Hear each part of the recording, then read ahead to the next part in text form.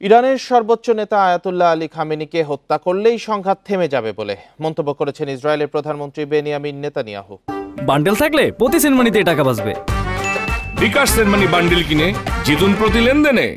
এদিকে তেহরানের বাসিন্দাদের অবিলম্বে নিরাপদ আশ্রয়ে সরে গিয়ে শহরটি খালি করতে বলছেন মার্কিন প্রেসিডেন্ট ডোনাল্ড ট্রাম্প। ধারণা করা হচ্ছে সেখানে বড় পরিসরে হামলা চালাতে যাচ্ছে ইসরায়েল। ইরান ইসরায়েলের সংঘাতের পঞ্চম দিনে ইরানের রাজধানী তেহরানের বিভিন্ন এলাকায় ব্যাপক বিস্ফোরণের শব্দ শোনা গেছে।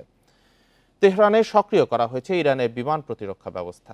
জবাবে তেল আবিব, হাইফা সহ ইসরায়েলের বিভিন্ন শহরকে লক্ষ্য করে ড্রোন ও ক্ষেপণাস্ত্র হামলা চালাচ্ছে ইরান। সেখানে বিরামহীনভাবে হামলা চালানোর হুঁশিয়ারি দিয়েছে তেহরান। আন্তর্জাতিক পারমাণবিক চুক্তি থেকে বেরিয়ে যাওয়ার হুমকি দিয়েছে ইরান। সোমবার এক সাক্ষাৎকারে নেতানিয়াহু বলেন, খামেনিকে হত্যার বিষয়টি উড়িয়ে দেননি তারা।